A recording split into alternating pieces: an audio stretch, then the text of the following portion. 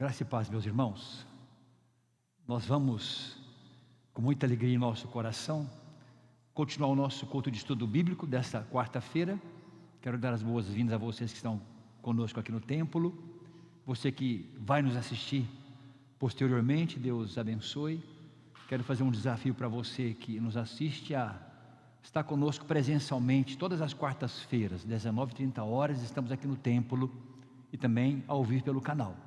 Quero pedir para você priorizar o presencial, para poder rever os irmãos, trocar algumas ideias, para a gente orar juntos. É um tempo especial de comunhão. É final de ano, tempo de festa, tempo de alegria, muita gente em viagem, alguns aguardando as férias, outros já em férias. Enfim, é tempo de visitar a família e a família da fé. Nós somos a família da fé. Então que Deus te abençoe e te guarde. E todas as quartas-feiras, pela graça de Deus, estamos aqui no nosso estudo bíblico, nossa noite teológica, o culto de doutrina. E você e a sua família são bem-vindos. Que Deus te abençoe, que Deus te guarde. Nós vamos abrir com uma oração. Vamos curvar a cabeça, falar com Deus em uma oração. Curva a sua fronte, nós vamos orar e em seguida nós vamos louvar a Deus com alguns cânticos. E o pastor Eliéder vai nos conduzir aqui em alguns louvores ao nosso Deus. Curva a sua fronte e nós vamos orar. A palavra de Deus diz que Deus é misericordioso e Deus tem prazer na oração do seu povo. E a sua casa será chamada casa de oração. Então nós vamos falar com Deus numa oração. Senhor Deus e Pai, rendemos graças ao Senhor pelo dia findo, pela semana que está em andamento e pela sua misericórdia que nos assiste todos os dias, sempre de maneira renovada. A razão de estarmos aqui, ó Deus, é por causa das tuas misericórdias.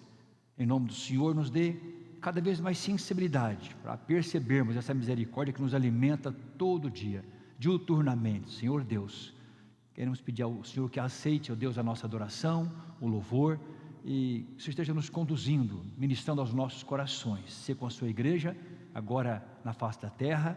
Abençoe aquele que vai nos assistir, os irmãos presentes aqui, Senhor, e que seja uma noite de aprendizado, uma noite de crescimento, uma noite de alimentação espiritual. É a nossa oração no nome do Senhor Jesus. Nós oramos e somos agradecidos a Ti. Amém. Nós vamos louvar o Senhor com o pastor Eliéder. Agradeço a gentileza dele nos conduzir aqui com o violão e nos ajudando aqui na ministração. Boa noite, irmãos. Graça e paz do Senhor seja sobre nós nessa noite. Amém. O Senhor nos abençoe. Nós vamos louvar a Deus com um hino e com um cântico. Esse hino, eu tenho um hábito de, nas minhas devocionais, nas minhas meditações, pegar o hinário e cantar e orar os hinos. E principalmente às vezes aqueles que não são muito conhecidos da gente. E quando me deparei com esse hino pela primeira vez, ele me chamou muito a atenção, porque a letra falou muito ao meu coração. Só que eu não sabia cantar ele. Eu não conhecia a melodia. É o hino de número 75, Arrependimento e Súplica. Só que aí eu percebi que a métrica dele se encaixava perfeitamente com a métrica do hino 128 que a gente está acostumado a cantar. E aí eu comecei a cantar ele com a melodia do 128 e deu certinho. Eu ainda hoje não conheço qual que é a melodia original do hino, mas eu canto ele com a melodia do 128 e ele fica muito, muito bom. Então eu queria que a gente cantasse. Se você puder, coloque-se de pé. Nós vamos conversar um pouco hoje, na noite de hoje, sobre o batismo de Jesus. E o batismo fala muito sobre arrependimento, sobre a gente colocar as nossas vidas do Senhor e buscar o perdão de Deus. Queria que a gente estivesse cantando juntos esse hino. Vamos no violão, Luiz, por favor.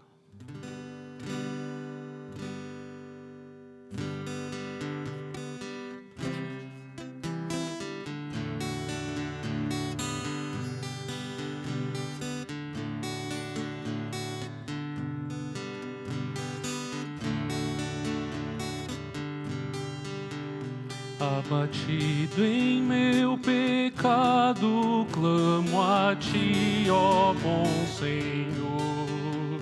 Ó olho o pranto, desencanto deste pobre pecador. Deus clemente, paciente, vem liberta-me do mal, para amar-te e consagrar-te minha vida até o final, minha vida até o final. Cada dia andaria lado a lado com Jesus, adorando e exaltando ao excelso Deus de luz. Mas ligado ao pecado, como posso andar, Senhor? Os contritos, os delitos, vem tirar, ó Redentor, vem tirar, ó Redentor.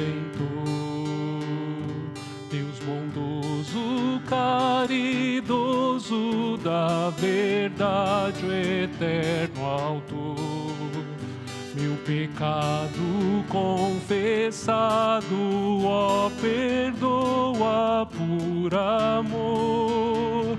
Deus clemente, Pai do crente, esperança e eterna luz. Dia, noite e dia, para a glória de Jesus, para a glória de Jesus. Amém.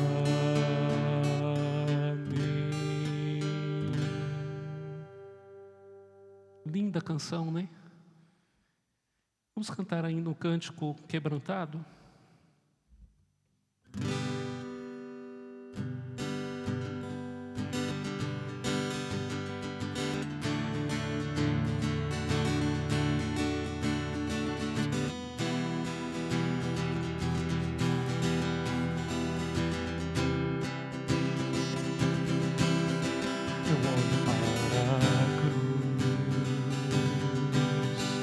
Para a cruz eu vou,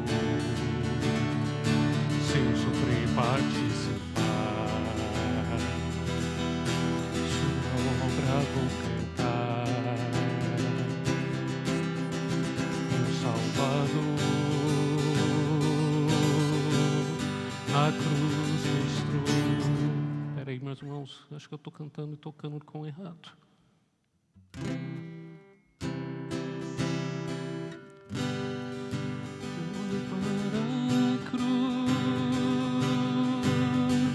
Para a cruz eu vou, se eu sofrer participar, sua obra vou cantar, meu Salvador, na cruz mostrou o amor do Pai.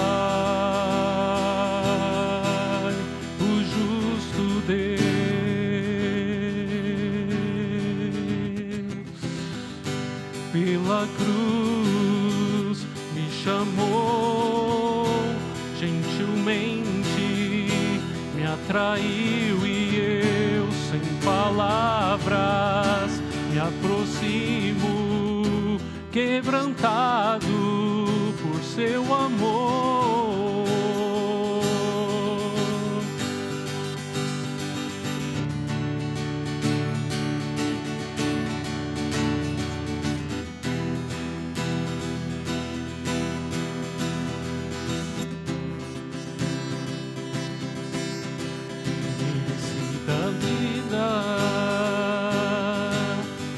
Graça recebi por sua cruz, da morte me livrou, trouxe minha vida, eu estava condenado, mas agora pela cruz eu fui reconciliado.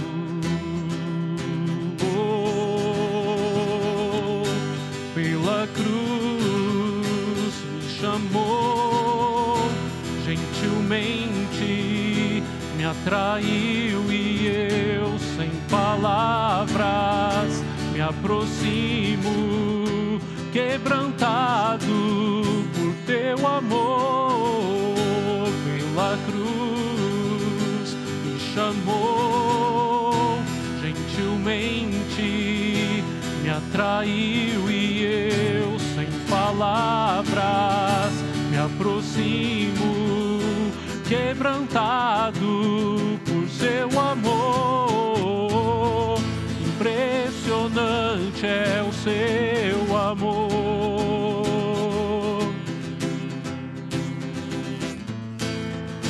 Me redimiu e me mostrou o quanto és fiel.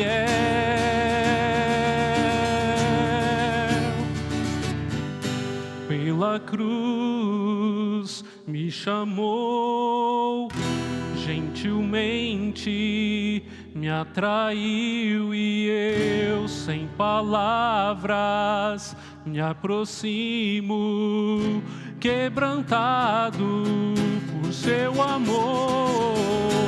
Pela cruz me chamou, gentilmente me atraiu, e eu sem palavras me aproximo, quebrantado por seu amor.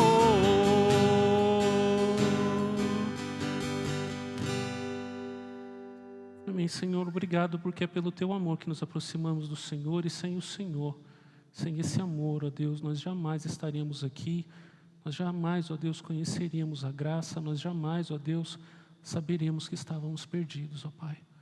Muito obrigado, porque o teu Espírito nos alcançou, o mesmo Espírito que ungiu a Cristo está sobre nós, e por isso, ó Deus, nós temos acesso ao Senhor, pelo sangue de Cristo e pelo toque do Espírito. Bendito seja o teu nome. Recebe, Senhor, o nosso louvor e a nossa adoração, e fala ao nosso coração nessa noite. Amém, Jesus. Em nome de Jesus. Amém. Amém.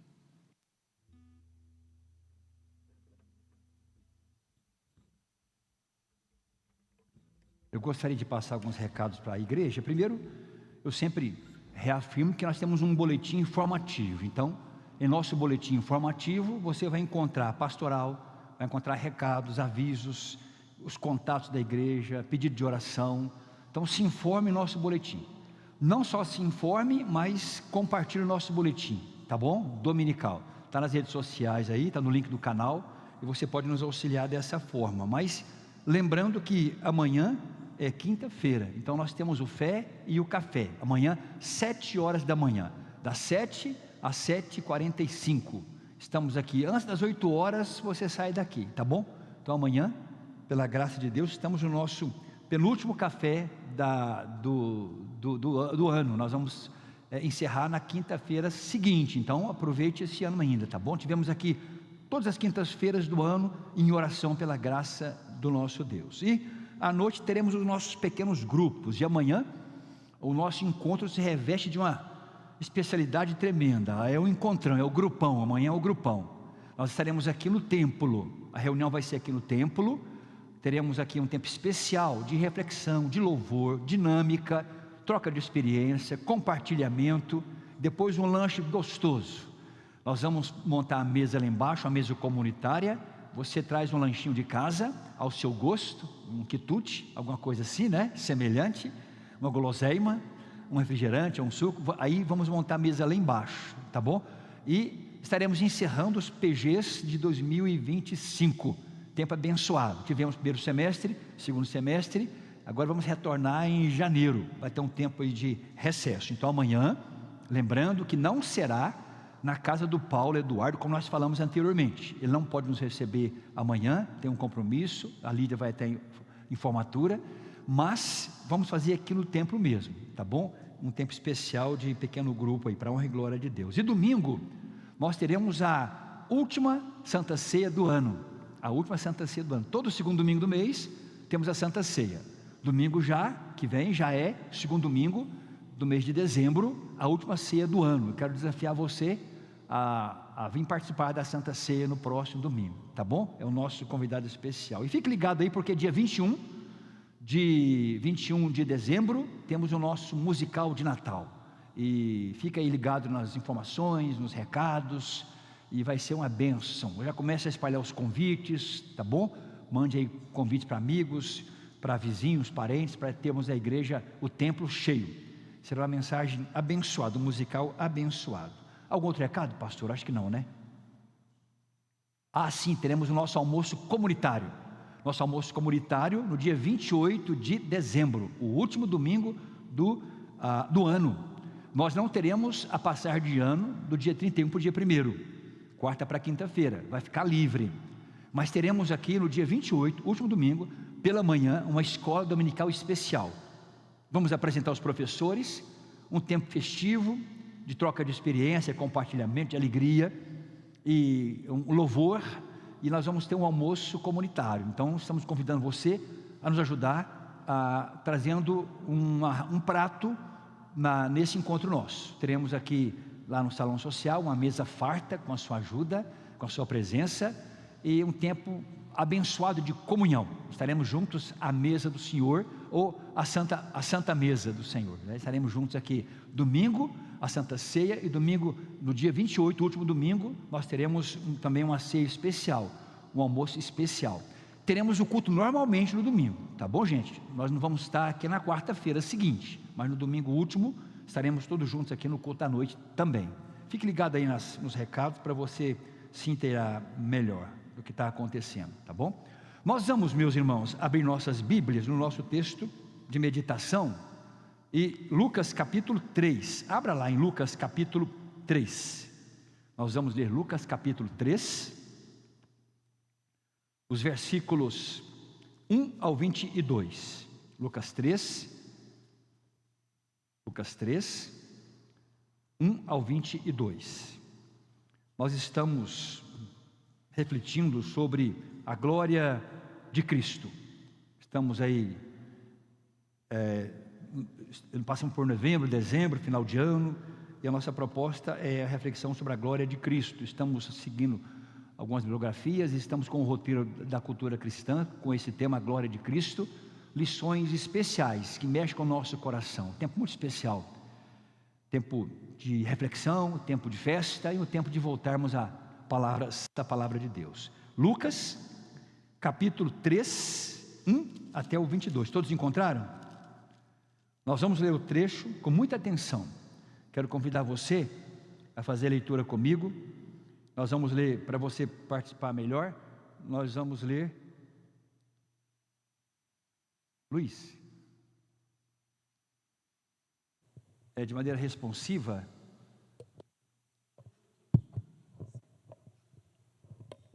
O pastor vai nos acompanhar então. Já achou ali, Luiz, o som. Lucas 3, 1 a 22. No 15º ano do reinado de Tibério César, sendo Pôncio Pilatos governador da Judéia, Herodes, tetrarca da Galiléia, seu irmão Filipe, tetrarca da região da Itureia, e Traconites e Lisânias, tetrarca de Abilene. Sendo sumos sacerdotes Anás e Caifás, veio a palavra de Deus a João, filho de Zacarias, no deserto. Ele percorreu toda a circunvizinhança do Jordão, pregando batismo de arrependimento para remissão de pecados, conforme está escrito no livro das palavras do profeta Isaías: voz do que clama no deserto, preparai o caminho do Senhor, endireitai as suas veredas. Todo vale será aterrado, e nivelados todos os montes de outeiros. Os caminhos tortuosos serão retificados, e os escabrosos aplanados. E toda a carne verá a salvação de Deus. Dizia ele, pois, às multidões que saíam para serem batizadas: raça de víboras, quem vos induziu a fugir da ira vindoura? Produzi frutos dignos de arrependimento, e não comeceis a dizer entre vós mesmos: temos por pai a Abraão, porque eu vos afirmo que destas pedras Deus pode suscitar filhos a Abraão.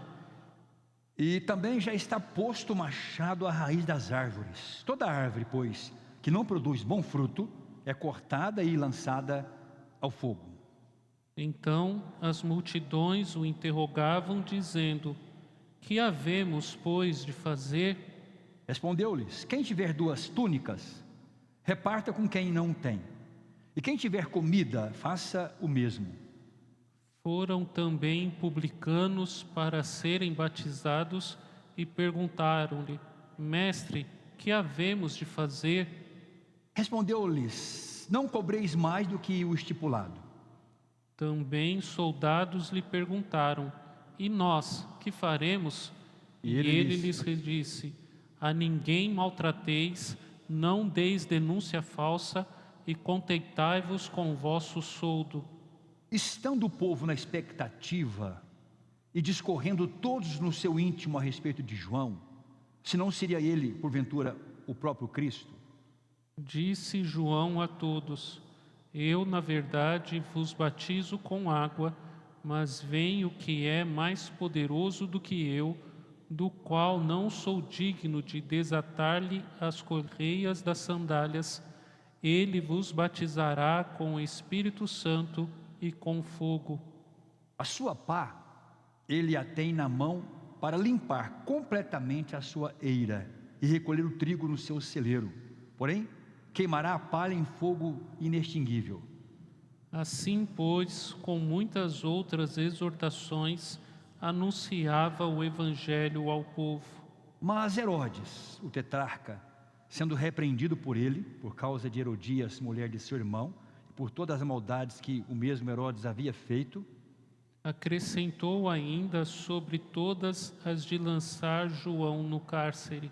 e aconteceu que, ao ser todo o povo batizado, também o foi Jesus, e, estando ele a orar, o céu se abriu. E o Espírito Santo desceu sobre ele em forma corpórea como pomba, e ouviu-se uma voz do céu: Tu és o meu filho amado, em ti me comprazo. E o Espírito Santo desceu sobre ele, em forma corpórea, como pomba, e ouviu-se uma voz do céu: Tu és o meu filho amado, em ti me comprazo, em ti tenho prazer. Vamos falar com Deus numa oração? Senhor Deus e Pai, quero dar graças a Ti, Pai bendito, por esse encontro festivo, ó Deus, encontro, ó Deus, da família cristã, ó Pai, em torno da Tua santa e bendita palavra. E eu quero colocar nas Tuas mãos, ó Pai, os enfermos, pedir que os visite com a Sua graça restauradora, que traga cura, ó Deus, a esses irmãos, amigos, ó Pai, tenha misericórdia. Quero colocar nas Tuas mãos a Poliana, filha do Jonas e da Joana, Senhor, que está em recuperação. Derrame graça sobre ela em nome de Jesus, Pai. Seja cuidando da Tua serva, Pai. Quero pedir que abençoe, ó Deus, a vida da Neide, que está em recuperação também, ó Pai.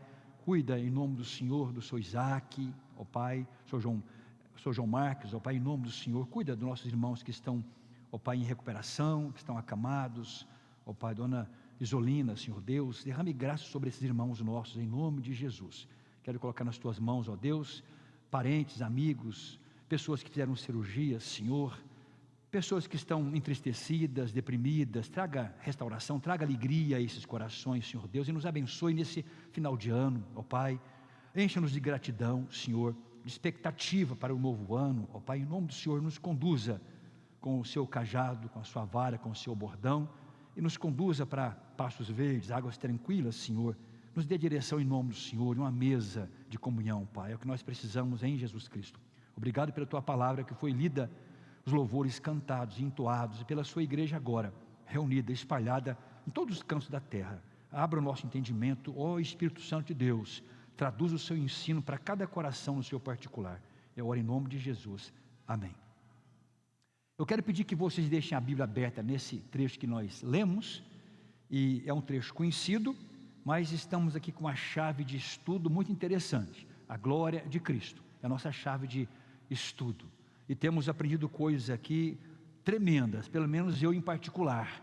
Deus tem falado muito comigo nessas reflexões. A glória de Cristo é o nosso tema geral nesse bimestre o último do ano. Estamos aí fechando o ano com uma chave de ouro, falando sobre a glória de Cristo, e queremos abrir o novo ano também com essa mesma chave, falando da glória de Cristo, e que Ele seja glorificado nas nossas vidas. Estamos despedindo de um ano e aguardando o novo ano. Nós vimos um pouquinho da glória de Cristo lá nas Campinas com os pastores, um cenário simples, e a sua glória se manifestou. Nós vimos também na circuncisão de Jesus, no apresentar Jesus com 8 dias no templo, a Zacarias, Simeão, Ana, e o testemunho de Simeão, o testemunho de Ana, quando Zacarias dá o nome para João. Nós vimos ali nesse cenário simples, vimos a glória de Cristo também. E também vimos na infância de Jesus, né? Nesse cenário simples de ir ao templo, se preparar, que marcava o ritual de entrada na comunidade judaica. Uma coisa assim tão comum, de repente a gente observa lá Jesus conversando com os doutores da lei, enfim, e respondendo à mãe com amor, com uma certa, vamos dizer dessa forma assim, reverência, ou melhor, obedecendo à mãe, não insubmisso à mãe, obviamente, mas sabendo para que ele veio. Ele fala para a mãe: eu tinha que estar cuidando das coisas do meu pai, dos negócios do meu pai. Então a gente vê em cada ponto comum, simples, singelo, a glória do Cristo aparecendo. É Deus dando sinais para o seu povo, que Ele é de fato o Messias. E aqui nesse trecho que nós lemos também, era um cenário comum de batismo, João pregando, etc e tal, e a gente observa então aqui o encontro de João com o Senhor Jesus Cristo. Fiquei imaginando aqui que eles se encontraram, um em cada ventre materno. Não sei se nesse intervalo eles se encontraram de novo. Eu sei que agora, lá no início do seu ministério, eles se encontram de novo. A gente pode observar aqui no texto sagrado. Bom, nós vimos aqui, a pastora até enfatizou isso no louvor, lemos também aqui no texto, o texto falando sobre o batismo de Jesus. E é interessante que tem algumas coisas que um evangelista relata, outro não relata. Mas se você observar, os 4 evangelhos, eles relatam o batismo de Jesus. E todos os evangelistas, quando relatam o batismo de Jesus, eles mostram o caráter preparatório do ministério de João. João veio para preparar o início do ministério do Messias. Então todos fazem questão de mostrar isso, que João é o precursor. Ele veio com o objetivo, com a meta, preparar então o caminho para o Senhor Jesus Cristo. Nós observamos aqui no texto. E o autor da lição faz algumas perguntas aqui, introduzindo a lição. E são perguntas que você faz, que eu faço, que nós fazemos à luz desse episódio aqui, que acabamos de ler na palavra de Deus, não é? Uma pergunta interessante é: por que Jesus precisou ser batizado se ele não precisava de arrependimento? Nós cantamos um cântico de arrependimento aqui, um hino muito bonito. Mas Jesus foi até João, e João batizava batismo de arrependimento. Mas se Jesus ele era perfeito, por que ele precisava então desse batismo de arrependimento? E por que será que ele mesmo não batizou João, já que João fala sobre isso? Ele não era maior do que João. Então por que ele não chegou ali no cenário e ele mesmo batizou João? E o que é que o batismo de Jesus tem a ver com a sua obra? São perguntas que o autor levanta aqui logo na introdução. Então vamos começar pelo começo. Vamos abrir com o seguinte ponto: Elias e João Batista. Pode observar que alguns achavam que João fosse Elias, que tinha voltado. Então nosso primeiro ponto é esse: Elias e João Batista. Bom, como nós falamos, aqui começa o ministério público de Jesus. Aqui ele sai da Galileia e ele se apresenta aqui às pessoas ali, a multidão, escolhe seus discípulos, né? E aqui a gente observa então o começo do ministério público de Jesus, o seu batismo lá no Rio Jordão, por João Batista. E você observou na leitura uma coisa: há uma tensão muito grande Quando você lê esse trecho, você observa a tensão aqui em relação ao que estava acontecendo entre João Batista, quem mais? E os líderes religiosos. Houve uma tensão entre eles. João pregava, batizava, etc. E os líderes vieram com perguntas para João, para tentar saber quem era João, se ele tinha autoridade ou não. Enfim, houve uma tensão no texto entre João Batista e os líderes religiosos, aqui no texto que está aqui em pauta, porque é pela maneira que João batizava, de alguma forma incomodava os líderes, a maneira como João vivia, e a maneira radical como ele falava. Então aquilo incomodava ali os líderes, e o contexto aqui, podemos observar, é que Israel, nesse ponto, estava sem voz profética. Desde o profeta Malaquias, Israel estava sem voz profética. E eles enfrentaram, o que dizem os estudiosos, 400 anos de silêncio. Teve Malaquias, fechou-se o cano do Antigo Testamento, e não houve mais profeta. 400 anos se passaram, um tempo de silêncio profético. Agora, de repente, o que acontece? Surge João Batista, pregando. E isso incomodou as autoridades judaicas naquele contexto. Criou uma tensão entre João e as autoridades. E, para piorar mais a situação, João tinha um estilo de vida e roupa que lembrava quem? O profeta Elias. E o profeta Elias, até então e até hoje, é muito admirado por Israel. De repente, 400 anos de silêncio, e surge um profeta no caminho aí de Elias. Falava como Elias, vestia como Elias, e aquilo então causou um certo rebuliço na liderança judaica, aqui no caso, o estilo de profecia e de fala de João Batista. E, por lembrar o profeta Elias, o povo então ficava interessado. Olha, tem alguém pregando no deserto, será que é Elias que voltou? Aí o povo ia para lá para saber, para conhecer, e ouvia a mensagem. E a liderança ia para lá também, para testar, para saber quem é aquele falso profeta, o que ele estava falando, não estava falando, enfim. Criou-se uma tensão, tanto que João fala assim, raça de víboras, né? Quem vos induziu a fugir da ira vindoura? Fiquei pensando nessa figura de João, pesada, né? Raça de víboras, quem vos induziu a fugir da ira vindoura? É interessante a fala de João aí, chamando a atenção dos líderes que estavam ali de alguma forma criando algum problema para ele. O fato é que ficaram interessados e foram até lá, porque Malaquias havia feito uma profecia. Qual era a profecia de Malaquias? 400 anos antes, que viria o profeta Elias. Lembra disso? Viria o profeta Elias, ele não fala isso lá, né? Que ia converter o coração do pai ao filho, do filho ao pai, enfim. Era essa a profecia de Elias, e o povo conhecia muito bem, então ficaram incomodados. E a profecia falava de Malaquias, do reaparecimento do profeta Elias, e Malaquias fala que esse reaparecimento seria um sinal da vinda do Messias, há tanto tempo esperado. Era a profecia de Malaquias. Então os judeus fizeram o quê? 400 anos de silêncio, de repente aparece um profeta ali pregando a palavra, parecia com Elias. O que eles fizeram? Eles mandaram ir até lá perguntar o quê? Quem pode ler para nós aí o versículo 19 ao 21? Tem um microfone aí do lado, se alguém for ler, por favor, pega o microfone aí. Garçom, pega o microfone e lê para nós. João 1, 19 ao 21. Tem microfone aí? Não, né? Tem aqui na frente. Beth, leva para ele, fazendo um favor. João 1, 19 a 21. Gladstone. Isso.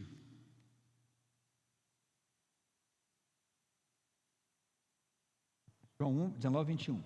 Oi? Este foi o testemunho de João, quando os judeus lhe enviaram de Jerusalém sacerdotes e levitas para lhe perguntarem: quem és tu? Ele confessou e não negou. Confessou: eu não sou o Cristo. Então lhe perguntaram: quem és? Pois, és tu Elias? Ele disse: não sou. És tu o profeta? Ele respondeu: não. Disseram-lhe: pois, declara-nos que és, para que demos resposta àqueles que nos enviaram. que dizes a respeito de ti mesmo? Então ele respondeu: eu sou a voz do que clama no deserto. Endireitai o caminho do Senhor, como disse o profeta Isaías. Ora, os que haviam sido enviados eram de entre os fariseus, e perguntaram-lhe: então por que batizas e não és o Cristo, nem Elias, nem o profeta? Respondeu-lhes João: eu batizo com água, mas no meio de vós está quem vós não conheceis, o qual vem após mim, do qual não sou digno de desatar-lhe as correias das sandálias. Essas coisas lhe passaram em Betânia, do outro lado do Jordão, onde João estava batizando. Até aí.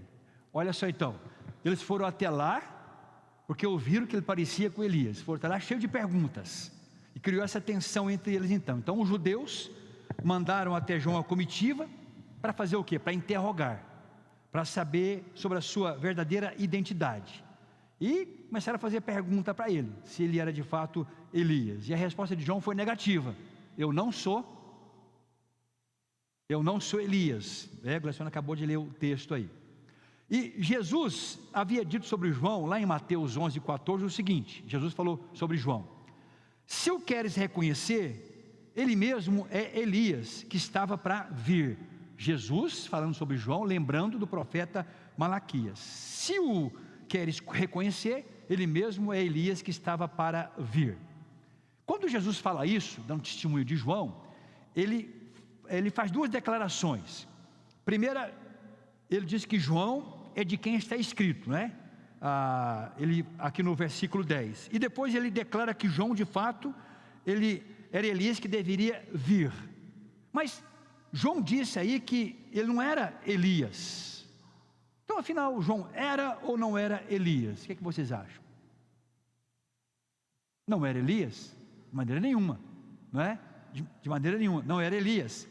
Porque Jesus, quando fala sobre João, lá em Mateus 11, ele fala assim, ó: se o quereis conhecer, aí ele acrescenta assim, ó: quem tem ouvidos, ouça. João era Elias no sentido especial, ouça a mensagem dele, não é a pessoa dele, o físico dele. Ele não é Elias, mas ele vem com ensino semelhante ao ensino de Elias. Olha que interessante, né? Ele está cumprindo aqui, de certa forma, a profecia para preparar a volta do Senhor. Então, João cumpria a profecia de Elias, não fisicamente, mas ele cumpria no sentido assim, de pregação, de ensino. Essa é a ideia aqui do texto.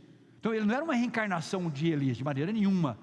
Ele veio no poder, no espírito de Elias, no ensino, na entrega da mensagem, preparando o caminho do Cristo que haveria de vir. Aí Jesus fala, explica nessa linha. Quando Lucas registra, por exemplo, uma explicação dada pelo anjo ao seu pai, né? No caso lá, Zacarias, sobre a questão de João, é interessante que o anjo fala para Zacarias assim, ó. Quem se lembra? Lucas 1:17, essa questão do microfone é complicado, né? Eu vou ler aqui, Lucas 1:17. Olha o que o anjo fala para Zacarias, quando ele anuncia que a mulher ia ter um filho. Lucas 1:17. Encontraram? Olha só. E o anjo falando: irá adiante do Senhor, olha, falando sobre o menino que ia nascer. Entenderam isso? Que seria João Batista. Ele fala assim, o anjo fala: e irá adiante de quem? Do Senhor, no espírito de quem? E poder de quem? De Elias, para converter o coração dos pais aos filhos, converter os desobedientes à prudência dos justos e habilitar para o Senhor um povo preparado. O anjo falou que ele viria cumprir a profecia de Malaquias, mas ele não seria Elias fisicamente, mas na mensagem que ele ia pregar, preparando o caminho da vinda do Messias. Essa é a questão, né? Que o próprio anjo fala aqui em relação ao menino que iria nascer. Então a ideia é que João iria representar aqui o restabelecimento do papel profético em Israel. Então aqueles 400 anos de silêncio agora não ficaria mais em silêncio. Chegou o arauto do Messias, e o Messias estava chegando também junto com ele, cumprindo a última profecia de Malaquias. Então o próprio anjo fala que ele viria no poder, espírito de Elias, e Jesus, quando fala sobre isso, fala para ouvir, é o ensino, é a pregação, é a ministração de João. A ideia é que ele, João, vai ocupar uma posição que nenhum profeta anterior ocupou. Os profetas do Antigo Testamento declaravam que um dia, no futuro, o Messias viria, certo? É como se João tivesse com um pé no Antigo Testamento e um pé no Novo Testamento, fazendo um elo aqui, no caso. Então os profetas todos declaravam a vinda do Messias. João não, João é o verdadeiro arauto do Messias, foi contemporâneo do Messias. Olha o privilégio de João enquanto profeta. João é o verdadeiro arauto do Messias. João é que o apresenta a Israel. Vocês observaram que naquele cenário do Jordão, quando Jesus chega, João faz a sua apresentação a Israel presente ali. Olha o privilégio de João Batista. Então nenhum outro seria o arauto ou precursor do Messias, somente João, cumprindo a profecia de Malaquias, como o anjo fala aqui a Zacarias, nesse caso aqui. Então a pregação de João Batista enfatizava que o reino de Deus estava muito próximo. A pregação de João Batista enfatizava que o reino de Deus está a ponto de aparecer. Tanto que a pregação inaugural de João foi: arrependei-vos e crede no Evangelho. E a pregação inaugural de Jesus foi: arrependei-vos e crede no Evangelho. É a urgência. O Messias está para chegar, está muito próximo. É disso que João trata aqui. E ele então o apresenta a Israel. Olha o privilégio de João. Ele usa duas imagens interessantes aqui no texto. Observe, Lucas 3:9, eu vou ler para ganhar tempo. Lucas 3:9, acompanhei. Lucas 3:9, olha as figuras que João usa aqui.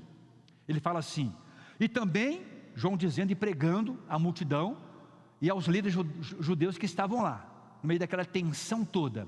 João fala assim: e também já está posto o machado à raiz das árvores.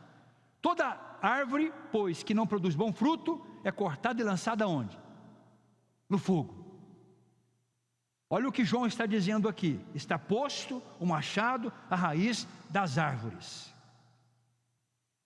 João está dizendo que o machado está sendo afiado. Está dizendo que o machado está sendo afiado? Está dizendo isso ou não? João está dizendo que o machado está tirando galhos e lascas da árvore. Está dizendo isso ou não? Não está dizendo. O que João está dizendo aí? Que o machado já está junto à raiz. Ou seja, basta um golpe para quê? Para a árvore cair. Então João está dizendo: o Messias já chegou, está próximo, está aqui. João não sabia que ele ia aparecer naquela hora, ele ia apresentá-lo. O machado está na raiz, a árvore está para cair. Então arrependei-vos e crede no Evangelho, é a figura que ele está usando.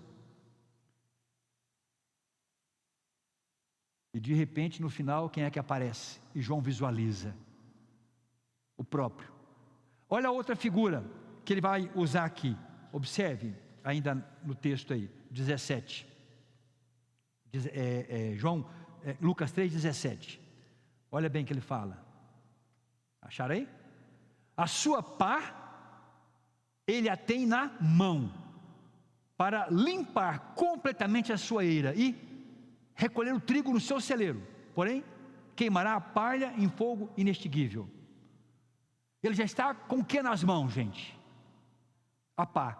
O machado está à raiz da árvore, e ele está com a pá na sua mão, aquele garfo grande, né? Que o agricultor usava.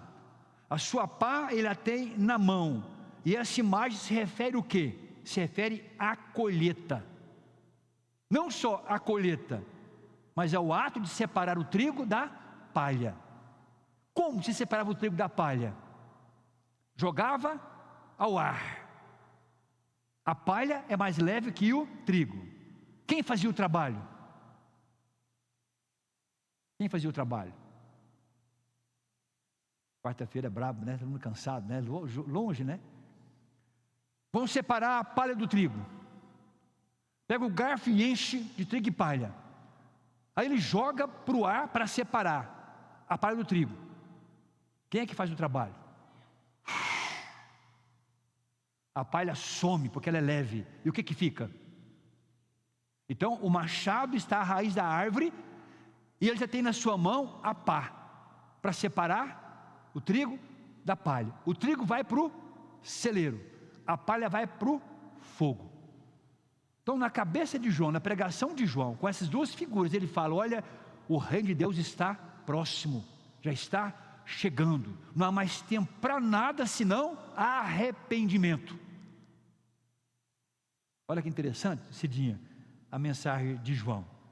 Então se refere à colheita, né? Aqui no caso, o vento fazia o trabalho e soprava a palha, e como a palha não tem peso, a palha sumia e ficava ali o trigo. Então as duas imagens que João usa na sua pregação, tanto da árvore como da pá no trigo, ou na mão, aqui no caso, indicava a mesma coisa. O que é a pregação de João? O que as duas imagens de João estavam indicando para os seus ouvintes? O tempo chegou. O tempo chegou. O reino de Deus chegou. Vai ser inaugurado. O que João está dizendo aqui? Primeiro, o tempo de crise havia chegado. Os 400 anos de silêncio foram rompidos. Veio um profeta, no espírito dos profetas do Antigo Testamento, que é João, dizendo: a profecia se cumpriu. Ele era o arauto desse Messias que viria. Ele iria apresentá-lo a Israel. Então o tempo chegou. A crise havia chegado. Segundo, a fé e o arrependimento são essenciais. Não dá mais tempo de ficar sem fé e sem arrependimento. Porque o machado já está à raiz da árvore, e o garfo já jogou o trigo para cima, e o vento está soprando, você está separando. Então não tem tempo mais a perder. O tempo de crise já havia chegado. A fé e o arrependimento eram essenciais, e o batismo era o símbolo da transformação necessária. Então venha batizar, e João batizava. Era o símbolo externo de uma bênção interna, como a circuncisão. João batizava todos no Jordão. Havia multidão ali, e uma comitiva tentando saber o que estava acontecendo e criticando João, e de alguma forma raivosos com a pregação de João. Entenderam até aqui? Zeneida, você está comigo ainda? Tá, não está? Cida está comigo aí? Cida, tá, não está?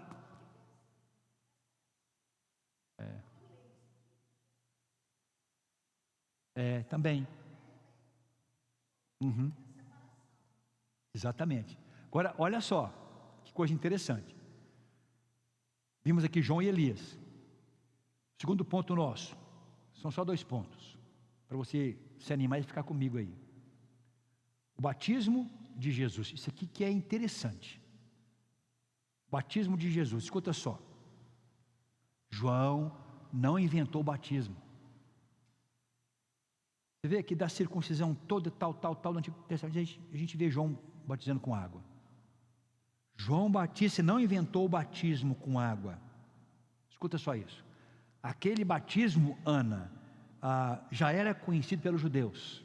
Batizar com água já era conhecido pelos judeus. Por quê? Porque era o batismo dos prosélitos. Prosélito é aquele gentio que se tornava judeu na fé, que se convertia à fé de Israel. Ele era circuncidado também, mas ele era batizado com água. João não inventou nada. Já era um batismo bastante conhecido, porque além de submeterem à circuncisão, o prosélito, o gentio convertido, ele tinha que passar também pelo batismo. Agora escuta só que interessante. Como os gentios eram considerados imundos, eles passavam pela água purificadora. Lembra que a água que purificava lá no Antigo Testamento, etc e tal? Então eles passavam por aquele batismo que simbolizava a água purificadora, vamos dizer assim, dessa forma, para se tornarem então limpos. Então eles eram circuncidados, eles eram batizados na água, era aquela purificação do Antigo Testamento, na água ali, e pronto, tranquilo, de boa. Como diria o o Hugo. De boa. Então, por que ficaram todo mundo furioso? Todos ficaram furiosos. Então, por que o clero enviou uma comitiva, furiosa comitiva, para de alguma forma parar João e ficar escandalizado com João? Se todos conheciam o batismo com água, não foi João que inventou. Todo o prosélito era batizado com água, simbolizava a purificação, além da circuncisão que ele fazia. Sabe o que João estava fazendo? João estava batizando judeus. Esse foi o problema. Entendeu? Entendeu? Ele está batizando judeus. Vocês têm que ficar limpos, como qualquer gentio. Olha só, pastor, aqui que a coisa pegou. Se ele estivesse batizando só gentios, de boa. Como diria o Hugo, também de boa, né? Mas não, essa é a questão. João exigia que não os gentios, mas que os judeus, filhos de quem? De Abraão, tem o templo, os sacerdotes circuncidados. João Batista estava exigindo que eles passassem pelo batismo de purificação. Foi isso que causou intriga, fúria da sinagoga e do sinédrio e dessa comitiva. Interessante que a ideia é, o que João estava dizendo é: o Messias está para chegar, gente. João está dizendo isso. O Messias está para chegar, gente. E quando o Messias chegar, se é filho ou não de Abraão racialmente, não quer dizer nada. João estava dizendo: o Messias está para chegar. E vocês não estão em condições, estão imundos, não estão em condições de se colocarem diante do Messias. E precisam passar pela purificação. O que João estava falando para eles? O fato de vocês serem descendentes de Abraão segundo a carne, não é suficiente para se tornarem herdeiros da aliança no Senhor, que Deus havia feito com Abraão. Então, o fato de vocês serem descendentes de Abraão não quer dizer nada, segundo a carne. Lembra de Jesus Cristo, a mesma linha de João? Dessas pedras Deus pode fazer filhos de Abraão, lembra disso?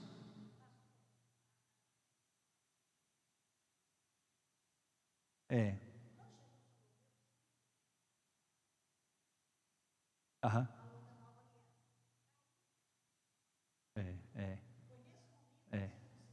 Foi isso mesmo. Foi a transição natural. Uhum.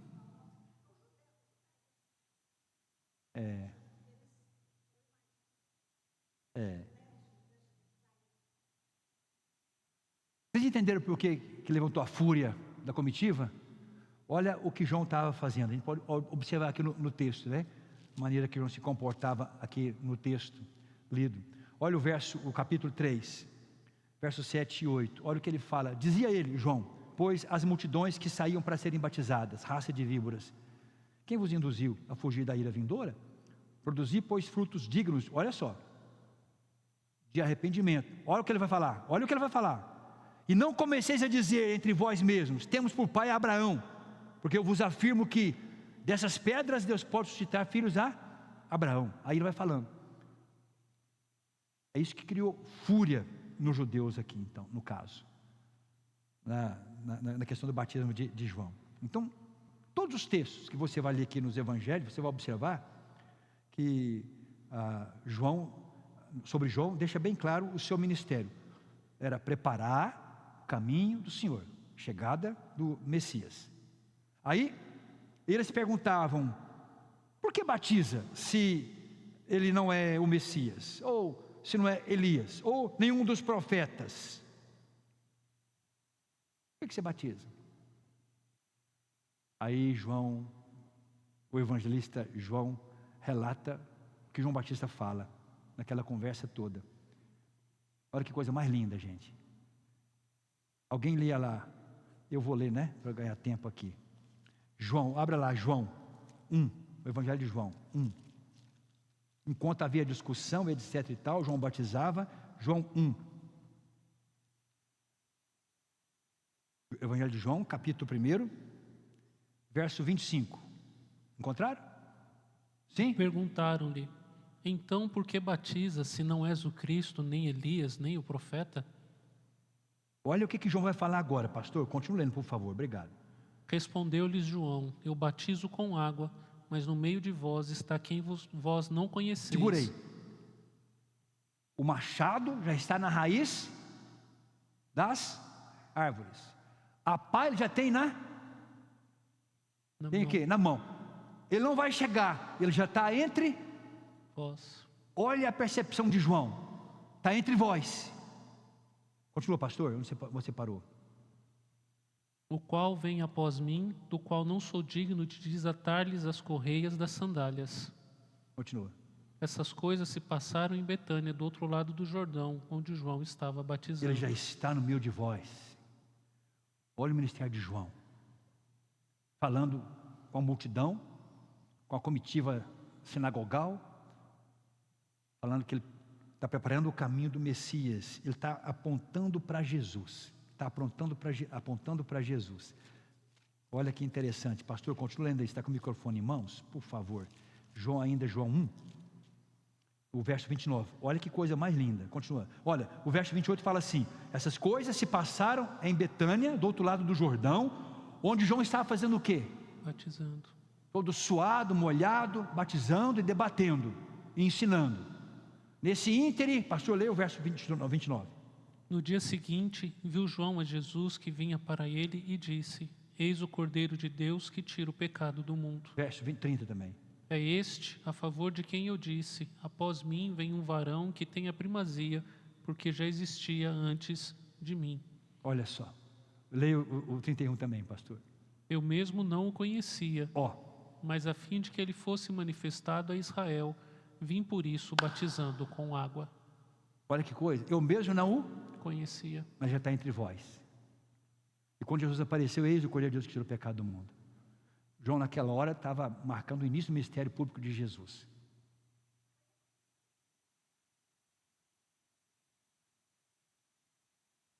É.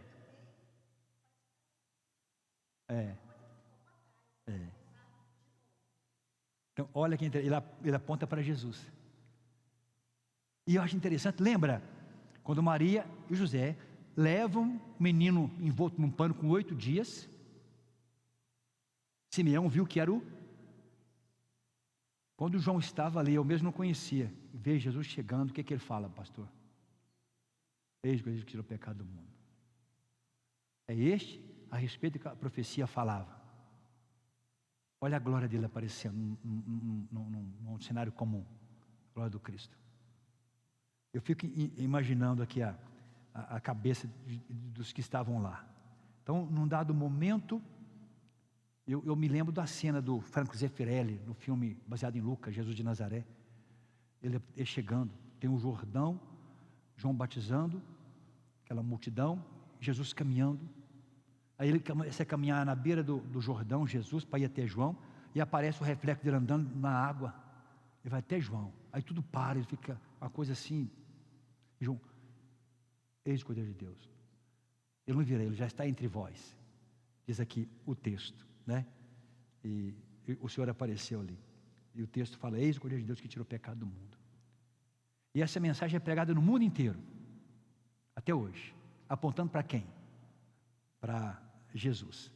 Então, aqui, o mundo enxergou o quê? Um pouquinho da glória de Jesus. Eis o Cordeiro de Deus que tira o pecado do mundo. Interessante, né? Nós começamos um pouquinho mais tarde. Eu vou aproveitar o tempo que nós ficamos atrasados com o Luiz, com o pastor, com o microfone e tal. Alguém pregou um dia, lá do passado, assim, que João responde a pergunta de Isaac. Isaac foi levado ao altar pelo pai, seria sacrificado. Aí Isaac perguntou para o pai: pai, a lenha está aqui, o fogo está aqui, o cutelo está aqui, onde está o cordeiro? Aí Abraão fala: o Senhor proverá. Aí diz que João responde agora para Abraão: Abraão, Eis o Cordeiro de Deus que tira o pecado do mundo. E aponta para a pessoa de Jesus Cristo aqui, no caso, né? Observa aí o texto. Jesus é o Messias prometido. João estava dizendo que Jesus é o servo profetizado lá em Isaías 53, lembra? O servo sofredor. Agora, gente, para a gente poder falar amém, né? De verdade. Olha só. O que acontece aqui? João identifica Jesus como Cordeiro e fala: você vem a mim para eu te batizar? Eu é que tinha que ser batizado por ti. Não é? Não é o que ele fala aqui? Eu é que preciso ser batizado por ti, lá em Mateus. E tu vens a mim, registra Mateus. Então o batismo de João era para arrependimento, para perdão de pecados. Como que o Cordeiro de Deus, que tira o pecado do mundo, se submete ao batismo? É também a humilhação de Jesus. Humilhação de Jesus. E a resposta de Jesus foi crucial para João. Jesus fala assim lá em Mateus 3,15: deixa por enquanto. A ideia é: eu sei o que eu estou fazendo.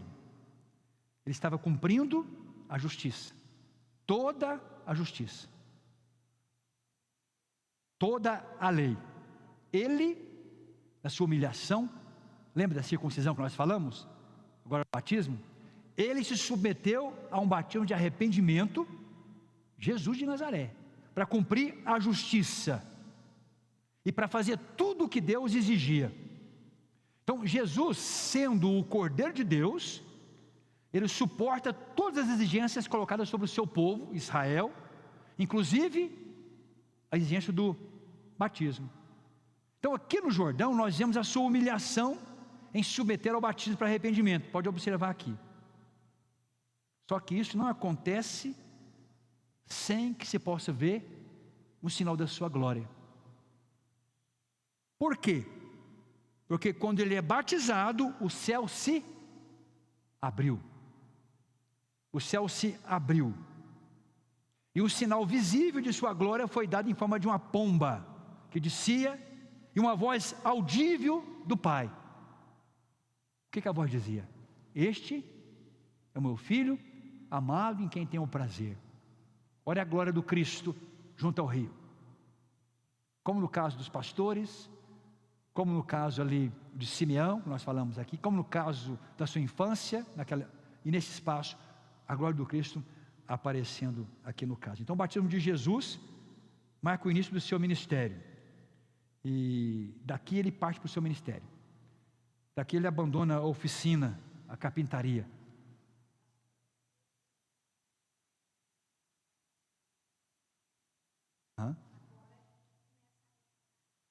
É a manifestação da graça. E, na verdade era para o mundo inteiro. Israel é que cuidava do oráculo para levar o povo. Mas Israel não é a nação preferida. Israel tinha uma missão. Lembra que Deus fala para Abraão? Você vai ser bênção para todas as terras. Israel era o irmão mais velho das nações. Essa é a questão. Entendeu? Para levar a mensagem do Senhor. Só que Israel caiu, pecou. Entendeu como privilégio e não como responsabilidade. A videira era Israel.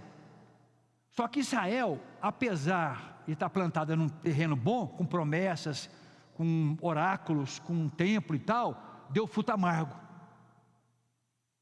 Aí Deus então, em Jesus, inaugura um novo Israel. Por isso que em João 15 fala: eu sou a videira verdadeira. Entendeu? É nesse sentido. Nós estamos ligados a Jesus.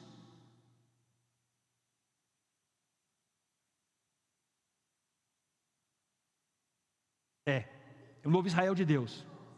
Exatamente.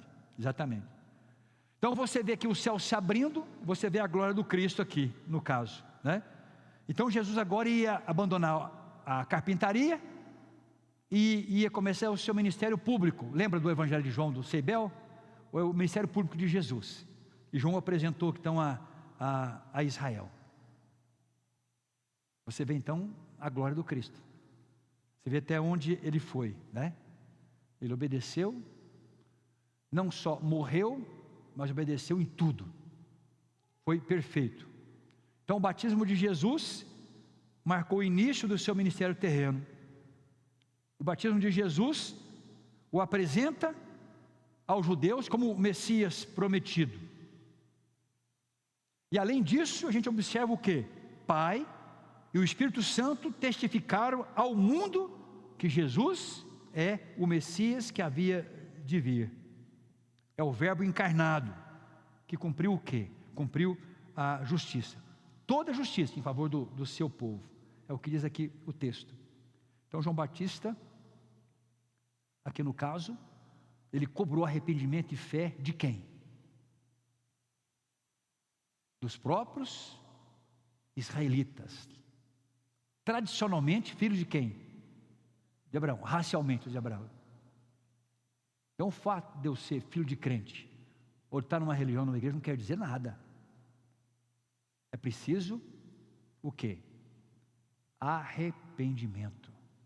Não importa se é filho de Abraão, racialmente ou não. E é bom a gente ficar atento, que o Messias não vai chegar, ele já está entre vós. E é bom a gente ficar atento por quê? Porque o machado não corta mais os galhos, nem mais é afiado, ele já está na raiz. É bom ficar atento por quê? Porque aquele garfo do agricultor já está jogando o trigo para cima, para o vento separar um do outro. Então não há tempo a perder, né? Não há tempo a perder. Essa é a mensagem aqui do texto sagrado. Alguém quer fazer alguma pergunta, alguma colocação, algum comentário? Essa semana, pastor, eu ouvi que Deus não tem netos. Então o filho do crente precisa se converter e se tornar filho de Deus. Exatamente. Senão ele não tem o reino dos céus. Exatamente. E a grande questão é que o povo estava bravo porque eles eram o povo de Deus, a descendência de Abraão. E aí de repente João Batista vira para eles e diz assim: não, vocês precisam se converter. Como assim? Eu já sou justo, eu sou filho de Abraão. Só que eles se esquecem que esse processo de lavagem de água começa com os próprios sacerdotes lá no tabernáculo. Exatamente. E eles precisavam se purificar. Próprio, né? Sim. Por isso que a pregação, pode olhar em Marcos, a pregação inaugural de João é: arrependei-vos e crede no Evangelho.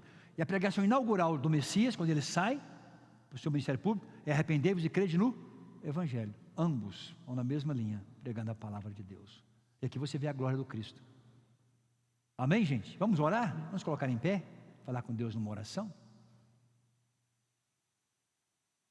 Deus, obrigado pela tua santa e bendita palavra, e obrigado por Jesus, que veio, ó Deus, ao mundo, passou por toda a humilhação, Senhor, cumpriu toda a lei, ó Deus, cumpriu a justiça, toda a justiça, Pai. Não simplesmente morreu na cruz do Calvário, mas ele foi obediente em tudo, como o nosso, ó Deus, segundo Adão. Em nome do Senhor, que possamos, ó Deus, crer, nos arrepender, recomeçar nossa vida com o Senhor. Ó Pai, em nome do Senhor Jesus nós oramos. Abra o nosso entendimento e nos convença da urgência dessa mudança de vida, porque, ó Deus, o machado já está à raiz da árvore, Senhor, porque a pá ele já tem, ó Deus, na sua mão, separando, ó Deus, a palha do trigo. Em nome do Senhor, que isso possa criar em nós um sentimento de urgência e de alegria, porque em Jesus nós somos libertos de todas as prisões. Oramos em nome dele, somos agradecidos. Amém. Deus te abençoe, Deus te guarde, e até o nosso próximo encontro, se Deus permitir.